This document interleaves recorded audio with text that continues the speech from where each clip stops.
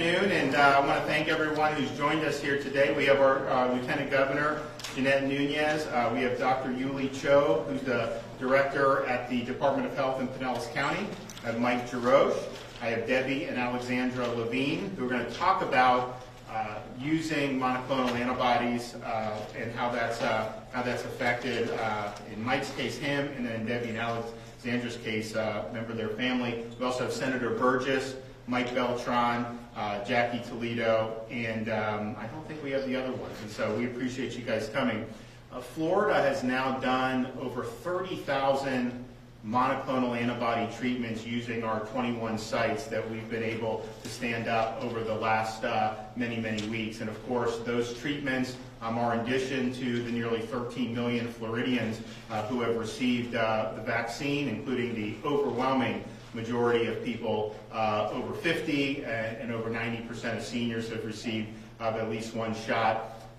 Since we've been in Hillsborough, and so we have Pasco, Hillsborough, Pinellas, we have one in Manatee. If you look at all those sites, I mean, together they're doing thousands every single day in the Tampa Bay area, and we're typically doing, a total of, or they're doing thousands a week. We're typically doing about 4,000 treatments a day statewide, a portion amongst the 21 sites. The Hillsborough is typically doing about 200 a day. We have the ability to do up to 320.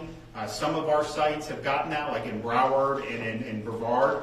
Most of them are usually between 150 and 250 in terms of who's settling in. But what we're seeing is, fortunately, we're seeing admissions to hospitals for COVID decline from where they were. We're seeing the COVID hospital census decline, and we're seeing ED visits for COVID-like illness decline. So that is really what we're looking to do by providing greater knowledge and access to this type of treatment. If you get this early using a monoclonal antibody, you have a great chance to stay out of the hospital, and that's really what we're looking to do. And obviously, if you don't get admitted to the hospital, you're going to recover.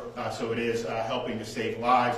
What we saw earlier in the summer, you saw these hospital admissions going up, and a lot of these folks, well, on the one hand, you'd say probably 80 to 90% of the people admitted had not been previously vaccinated. And then over 90% of everybody, vaccinated or unvaccinated, did not get a monoclonal antibody after being infected. And so we saw that there was a lack of knowledge, that a lot of the people that were getting infected didn't even know that this was something that was an option for them.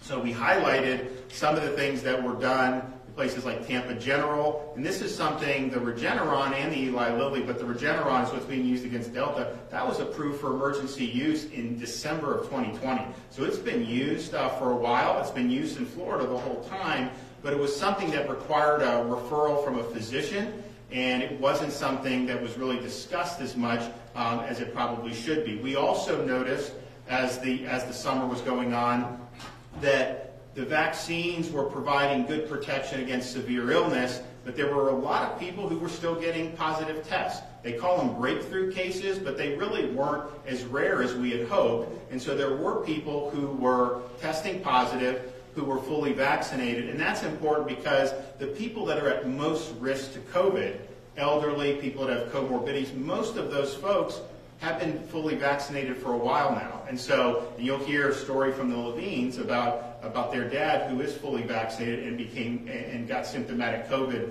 this summer.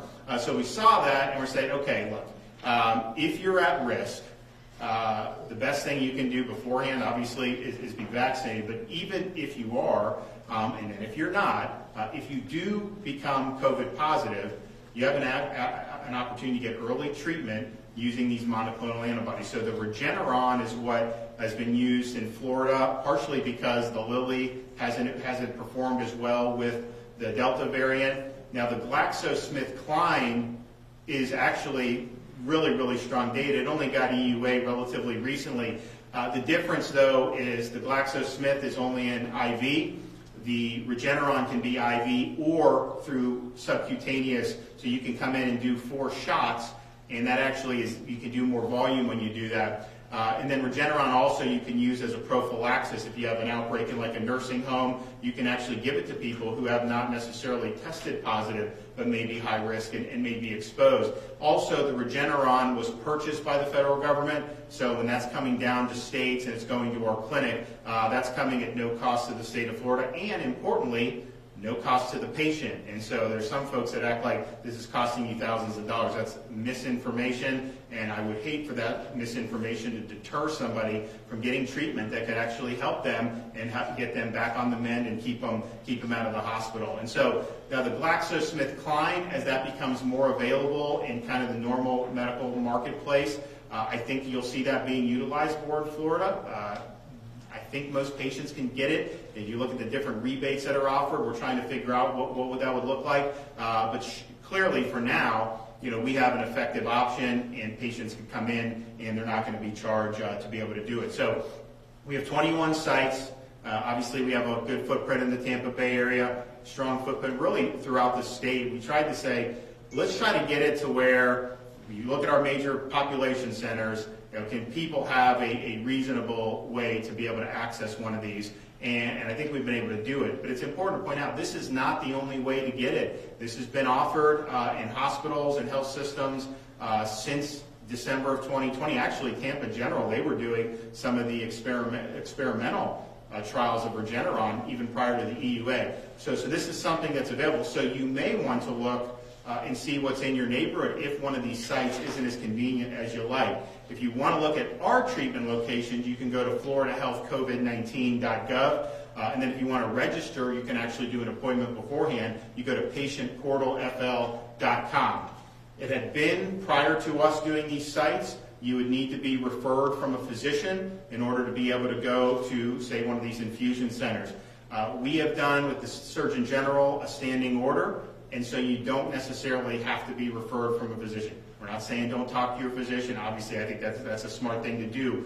But you don't have to necessarily get a piece of paper signed. So if you come in and if you fit the EUA criteria, you're going to be able to be treated. And really, these treatments are most beneficial for people that are at high risk of severe illness from COVID. So of course, people who are older, people that have diabetes, people who are overweight, have kidney problems, immunosuppressed, cardiovascular, or lung conditions. And so if you get COVID positive and you go in early, this has a great chance of resolving your symptoms short of needing to be hospitalized. And so we've been doing this. People have had good results. They've been talking. More people ask about it, and then it kind of builds where more people will then seek it, which is great. So we have some folks here who are going to talk about it, and I think that these are really positive stories. And so one of the stories is actually from our Lieutenant Governor's family. So she's got to come up here and talk about her mother.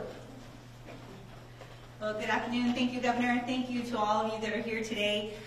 We are really proud of our administration's work, both on our vaccine deployment across the state, making sure that we prioritized seniors first. That was something that the governor took a bold approach in doing, and you've heard the numbers of our seniors being vaccinated. But as we know now, that vaccination doesn't necessarily prevent all COVID infections. So the governor has also gone around throughout the entirety of the state highlighting the importance of these monoclonal antibodies.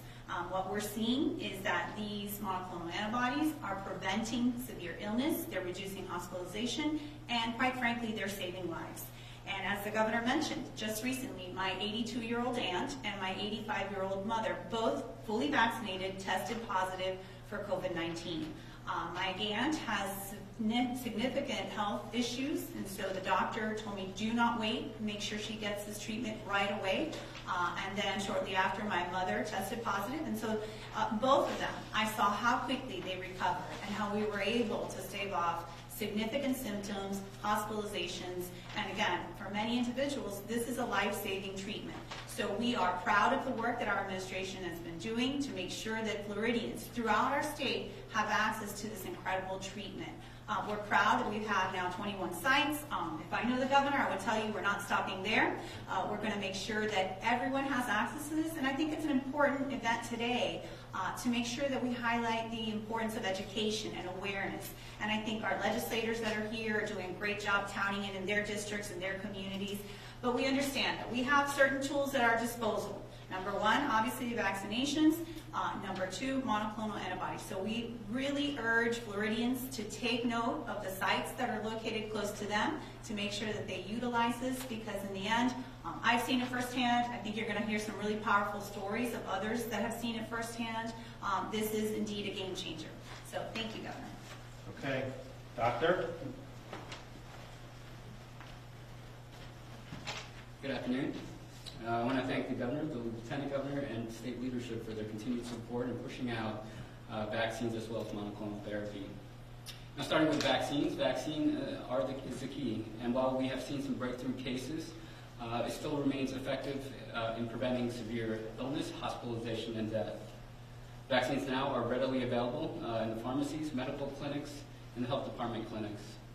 Locally, we will continue to work with our partners, churches, businesses to really push it out there. I strongly encourage you to protect yourself, family, and the community through getting vaccinated today. But with the monoclonal antibody therapy, it is certainly an important tool in the toolbox. As the governor mentioned, it has shown to decrease hospitalization risk by 70 to 75%. In addition, it has shown to decrease the severity of illness as well as the duration.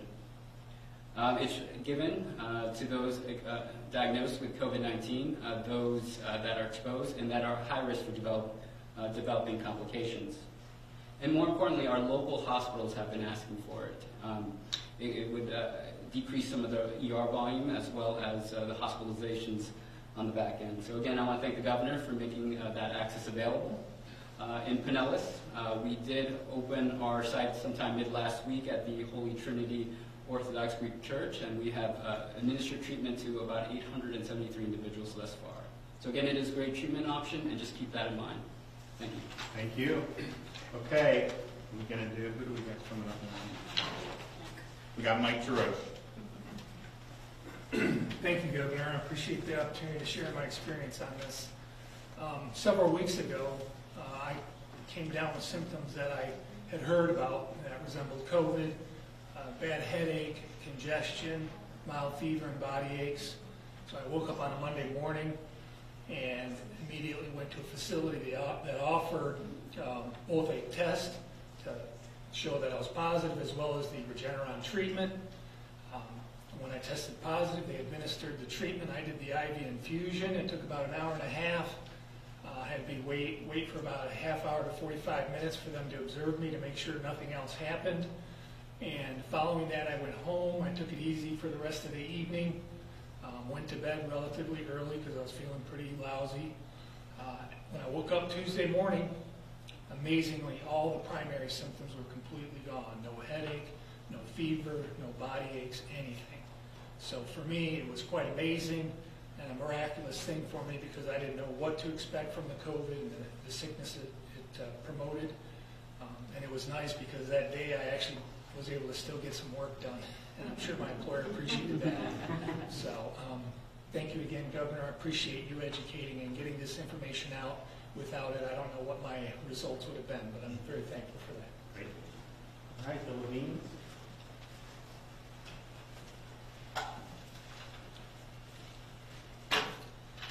Thank you, Governor, for having us. My name is Deborah Levine, and I want to relay a story about my father, Louis S. Barron, who is a World War II veteran. He was stationed in the Philippines as a precision calibrator who worked on guns and bombs. He also worked on the Doolittle airplanes and was stationed at Eglin Air Force Base. And while he was there, he helped train the Tuscany men. Originally, my father was from the Washington, D.C. area, where he was a grocer, and later became a restaurant owner, which he served senators, congressmen, presidents, celebrities, and people from all over the world at Barron's Gourmet Deli. Unfortunately, on June 23rd, 2021, Dad slipped and fell. He fractured his hip and had a partial hip replacement. Dad went to a skilled nursing facility for rehab. Dad was doing well in therapy and was scheduled to leave Friday, August 13th. But on the Monday prior to him leaving, I got a call from the rehab facility telling me that Dad had contracted COVID-19. I was beside myself because I had just seen my dad the day before and he seemed fine. But I was told that he had a dry cough and he was not feeling well. And I could not believe that he got COVID-19. Because for over a year and 4 months, I had taken care of him to make sure that he was fine during that lockdown period. Immediately, visitation was canceled. My aides had to leave in self-quarantine. I was so concerned because I could not see my dad and I did not really know how he was doing. He was given cough medicine, then Mucinex was added. I asked for a chest x-ray and it showed that Dad had fluid in his lower right lung. I reached out to his doctor at the facility to see what could be done as I was having sleepless nights worried over the situation. The doctor told me about a new treatment that had been out for about 6 weeks, called the Regeneron infusion. It's an infusion of antibodies. I had also seen Governor DeSantis' news conference, and so I wanted this treatment for Dad, but I was told there was a protocol that had to be used to get this. I was told by the doctor that the treatment was given at Sarasota Memorial Hospital as an outpatient. I asked, how was Dad going to get there? The doctor said I could put Dad in my car and drive him over there. I asked him if there was transport. He said, yes, but it'll be very expensive, about $400. The doctor said he did not arrange this for me, but I was to arrange it with the nurse from rehab. I spoke with her and told her to order the transport. Also, Dad had a second COVID test, and it came back positive. A positive read is one of the criteria for getting the treatment. I had waited till that Friday after Dad had contracted COVID to get my own COVID test. I had been vaccinated like my father, but my family members wanted me to get the test just to be sure I did not have COVID, which I didn't. So I went to Sarasota Memorial Hospital, outpatient on Bee Ridge Road. I was getting my test. I talked about my father to the doctor who was examining me. She gave me a paper that had an emergency phone number in which the physician caring for my father could call to set up an appointment for my dad to have the treatment. She said it was the Regeneron treatment and we'd give it right here in this building. I went home Friday night. At 5:30 in the morning on Saturday, I called my dad's doctor from rehab. I knew he would not be there at this hour on Saturday, but I wanted him to have the emergency number so we could call and make the appointment for Dad as soon as possible. I did not hear from him. But at 9:45 in the morning, the head of nurses called me from the rehab to say they were waiting for the infectious disease department to get back to them so my dad could have the treatment. He said that was the protocol, and maybe today would be the day Dad could get the treatment. Saturday came, and Saturday went. Sunday was also flying by. Every time I called the rehab, the nurse would inform me that the infectious diseases had not responded yet. I knew you had to get the treatment within a week for it to be useful. I was beside myself. My daughter Alexandra was visiting from Washington, D.C., and I said maybe we should contact the governor's office. My daughter decided to write a letter to Governor DeSantis. On Monday night, I received a phone call from Dr. Kenneth Shepke, the emergency medical physician. He asked what was going on with my dad. He had received Alexandra's letter. He said, you will not have to transport your father in your car. We will come to him. I could not believe what I was hearing. Dr. Kenneth said he would bring in a strike team facilitated by the governor's office to give my father the infusion at the rehab facility. A miracle. All our prayers had been answered. My sister Jill, who works for the VA in Fort Lauderdale, was so excited we were crying. We felt our governor was listening to the people and doing all to help. Dr. Kenneth was kind enough to send me the forms and walk me through filling them out. Within 24 hours, my father was given the infusion without having to get out of the sick bed and be transferred elsewhere. My family thanks Governor Ron DeSantis, Dr. Kenneth Schwepke, and the wonderful strike team led by William Butler for helping my father. We thank everyone who helped in this amazing treatment process, because not only did my father receive the treatment, but all the residents at the rehab facility who needed it received it. We thank you so much for my dad, Louis Barron, and our entire family. Thank you to our wonderful governor, Ron DeSantis. And I just wanted to reiterate, my name is Alexandra Levine. I'm the granddaughter of Louis S. Barron, and I kind of just wanted to reiterate the contact that I made with Governor Ron DeSantis. So on Sunday morning, August 15th, when we didn't hear back from infectious diseases with the Department of Nursing, I personally called and emailed Governor Ron DeSantis' team. And as my mother emphasized, they were right on it. Dr. Kenneth Schwepke, and I thank him, and he wasn't here today, but I thank him from the bottom of our hearts as well. He called my mother that Monday night at 8:30 at night, and he said, and we told him what was going on, that we had to wait for infectious diseases to approve my grandfather to get this shot, and it had been a week and a day that my grandfather had COVID-19, and his COVID was not getting treated at his rehabilitation center. And Dr. Schwepke said, no problem, we will take care of it for you. We will get somebody in there less than 24 hours, which he did on Tuesday, August 17th at noon. My grandfather was administered with the strike team 2.5 milliliters of sub-Q infusion. Not only was my grandfather saved that day, but 5 other people were saved that day by the governor's strike team and by Dr. Kenneth Schwepke. And my grandfather was the first patient of his rehabilitation center to receive the Regeneron infusion, in addition to the 5 other patients that were saved that day. And since my grandfather has gotten the Regeneron shot, he's recovering very well. And he's in his brand new facility, and he is extremely happy. And my message today is, if you are a facility or a hospital that has these Regeneron shots, do not hesitate. Please administer them the second your patient tests positive for COVID. The shots do save lives. Studies have shown that the minute you administer the shot, the patient sees results and bounces back within 48 hours. I just came back from the Lone Star State of Texas, and I can tell you that when Governor Abbott tested positive for COVID and he got his Regeneron shot, he bounced back within days.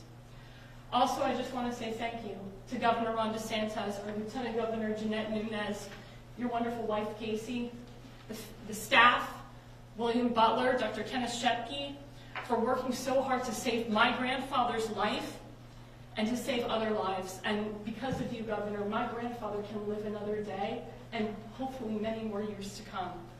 As a World War II veteran, my family and I were not going to sit back and watch my grandfather die in a hospital when he worked so hard for our nation. And on a personal note, I just want to make a shout out to all my friends and family from all over the country and the world who said prayers for my grandfather. I felt your prayers every day. Prayers are powerful, and let me tell you something, they do work. So thank you. Thank you, Governor. Thank you, everybody. And my father just wanted to say something very quick, Mr. Richard Levine.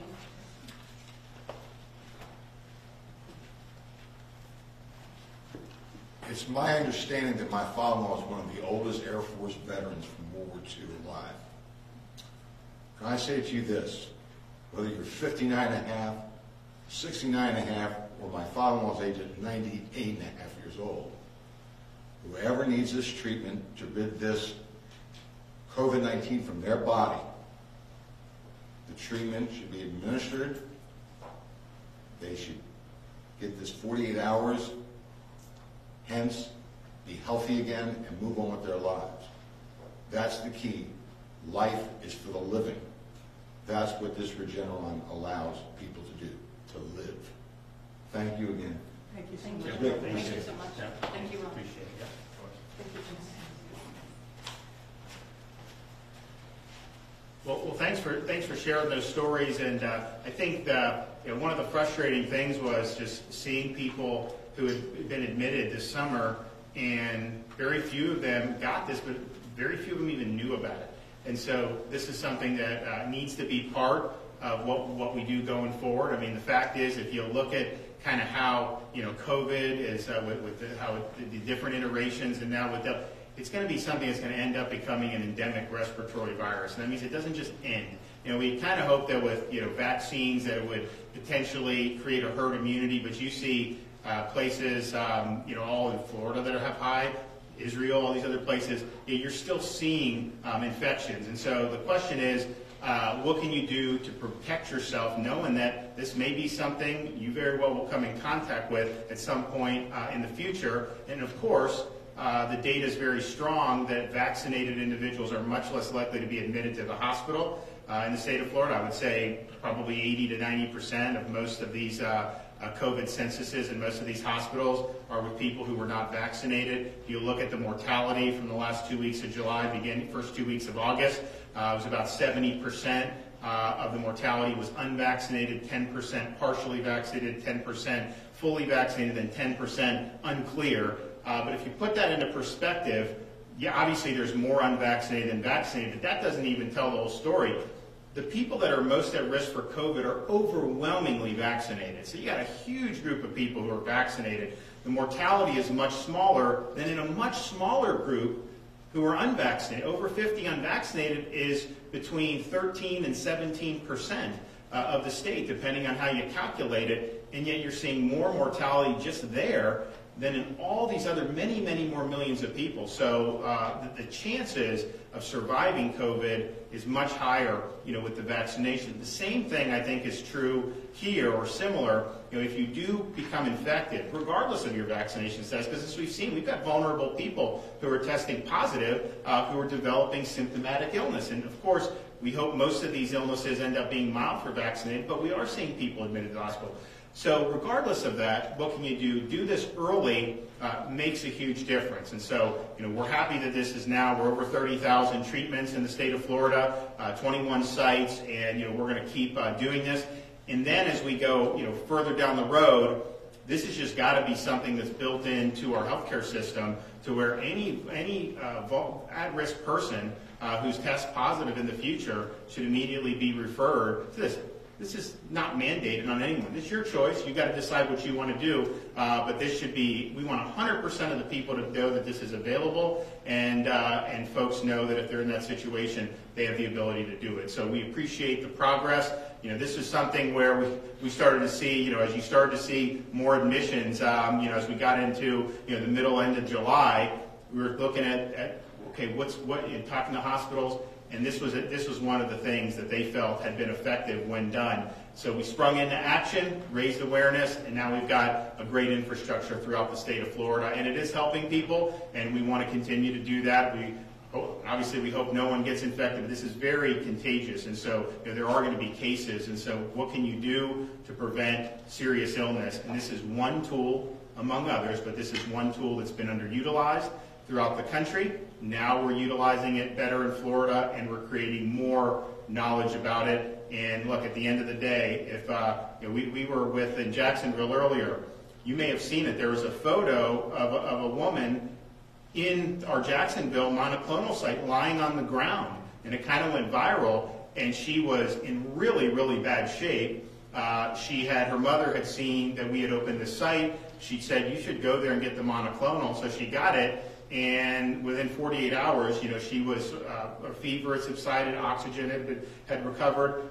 She said, "Look, I would have been in the ICU the next day had I not gotten the Regeneron." And so now she's back and has recovered, and it's a great story. But had we not done that, she would not have even known to go in and get it. And so that's what we want to do. We just want to make sure that people are availing themselves of everything that's out there to try to help them. And so I want to thank everybody here in the Tampa Bay area who's been involved with these sites. The Department of Health, most of these county health departments and the state, a lot of the people who are getting the treatment test positive, maybe they fit a profile for being at risk. They're actually, some of them are getting called by the health department saying, hey, you've tested positive, here's something you can do. And so then they're going in and they're being referred to where they can go. And so we really appreciate the proactive way that this is being done all throughout Florida. And with that, I can take a couple questions. Governor, do you think there's been resistance from the medical establishment to this kind of treatment, and if so, why? That's a good question. The question is there been resistance from the medical establishment for this kind of treatment? I can tell you that the data on this is very good. Even Dr. Fauci acknowledged that this is something that's very effective. I do think that for whatever reason, there has been a resistance to talk about treatments at all, and I'm not sure why that is. I think part of it was, I think when we look back on this, if you're in a position where you're kind of a medical authority, you got to tell people the truth and let them make decisions. And I think there's always kind of been a part of this where they would tell the public what they thought would lead to the behavior that they wanted to see. And so I think that there was some concern that if you told people there's treatment that could be effective, that may cause them then not to seek vaccination. Of course, that's not the message. This is not in lieu of. This is in addition to. But I do think that there, for whatever reason, has been some resistance. Because I do think if you look, since this was approved, how underutilized it's been nationwide, and then you're seeing some of the effects, the positive effects, I absolutely think that had this been promoted better, I think you would have kept a lot of people in the hospital. I think you'd have saved a lot of lives. And so let's just understand there's a lot of different tools here. No one is saying this is the only game in town. No one's saying that that this is something you should put all your eggs in that basket. But it is something that's been utilized. It's something that has been effective, and hopefully more and more folks. One of the things that really concerned me is and when we really were like, man, we got to do something. There were physicians who didn't know about it. You talk to Dr. Shepke, our emergency management chief medical officer.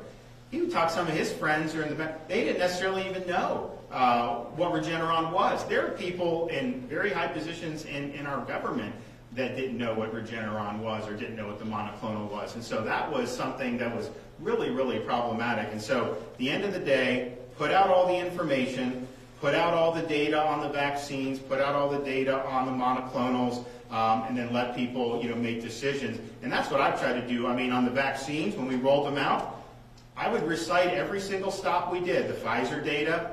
I'd recite the Moderna data. When J&J came out, I would do the J&J. I mean, I remember the media saying J&J wasn't as effective. And I looked at it, I said, wait a minute, it's very effective at preventing hospitalization and death, which is really the most important. And actually, J&J's held up pretty well against the Delta variant. I was critical when they pulled back the J&J, because my view was you should just provide the information. If there were certain segments of the population that were more at risk, just provide that. But I think when they dialed that back, I think that really caused some vaccine hesitancy.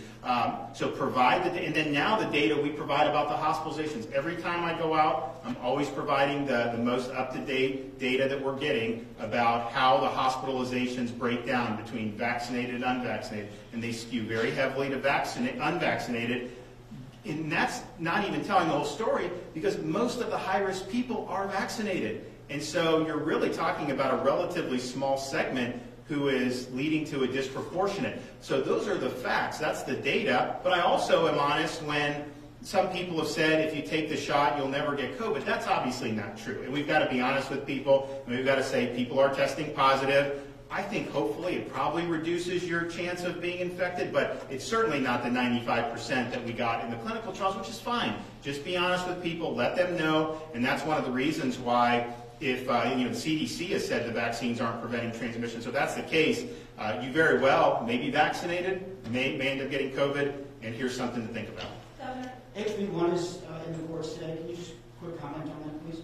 So HB1, of course, that was our bill that did two basic things. One is it said to the people of Florida, if a local government tries to defund law enforcement, we at the state, we're going to make sure to block that. We are not going to let the police be defunded in the state of Florida. If you look where that's happened throughout this country, it's been disastrous with the crime that is just totally spiking out of control. So you got to stand by law enforcement. The other component that was really significant is really serious penalties for folks who are engaged in violent assemblies or any type of mob violence. In Portland, you engage in mob violence, they slap you on the wrist, put you back on the street. Here in Florida, we're making sure that you're going to see the inside of a jail cell. I'm confident, look, when we're in trial courts, it is what it is. I mean, last year, remember, they sued us to close the schools. We were getting the schools open. They sued us. We lost in the trial court. We won in the appeals court. That was state court.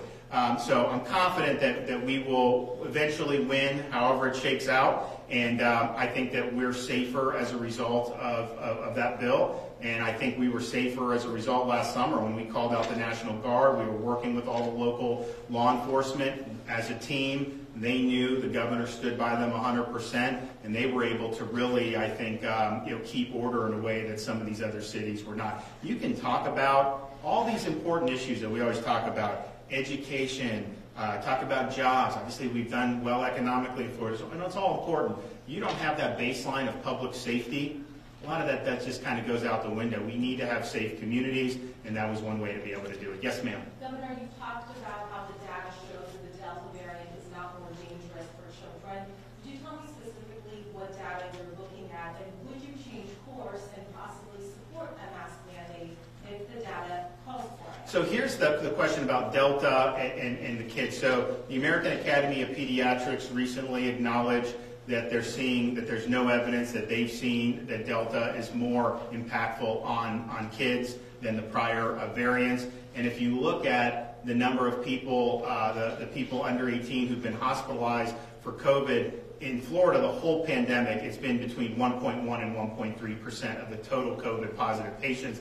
Also, CDC pointed out last week in their briefing that because of the out-of-season RSV, a lot of the kids hospitalized are hospitalized for RSV. They may be incidentally COVID positive, but really the RSV was driving a significant amount of that. That being said, look, I'm a parent of 3 young kids, 4, 3, and 17 months.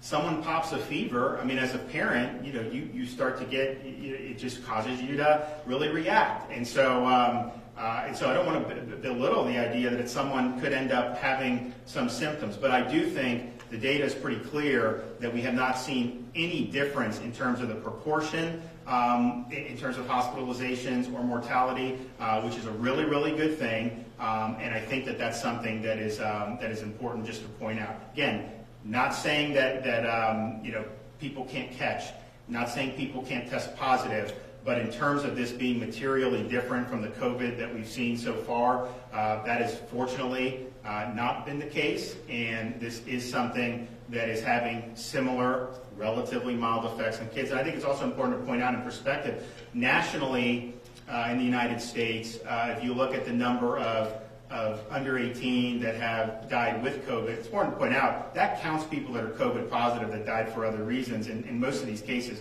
there were really serious underlying issues that really were the primary cause. But put that aside, compare that to the flu season of 2018. Even a year and a half into COVID, that's still less than the flu season was. And then compare it to H1N1. H1N1 was about 4 times what we've seen, and that's just in 1 year, what we've seen in a year and a half so far. And again, fortunately, we're not seeing anything different in terms of, we obviously are seeing more transmissibility in Delta. There's no question about that. I mean, if you look at it, it's like you will have way more infections when this thing starts to pop than previous. And I think that's been true, and I think it's going to continue to be true, as other parts of the country, when they will, unfortunately, end up having to hit a Delta wave. But in terms of the severity, I just, as a parent, I remember when this first started, my wife's nagging me on it, like, hey, how is this going to affect it? And the data was always very good, but as these new things come, parents understandably have questions, but we've not seen any major changes in terms of that. And again, CDC has said that if you look at their briefing last week, and then if you look at the American Academy of Pediatrics, one of their leaders just said, they've not seen evidence of that. And I think that that's just been borne out with what we're seeing. Now, we have seen more school-age positive tests because we've seen a massive increase in tests being conducted. So while positive tests for people over 20 have declined on the 7-day average over the last couple of weeks, the total statewide average has remained relatively consistent, and a lot of that's being driven by those. But most of those are mild cases which are not presenting symptomatic illness. Okay, everybody, thank you. I got to run to the next stop, so we'll see you soon. Thank you, guys. Appreciate it. Thanks so much. Thank you. Thank you. Yeah, wonderful.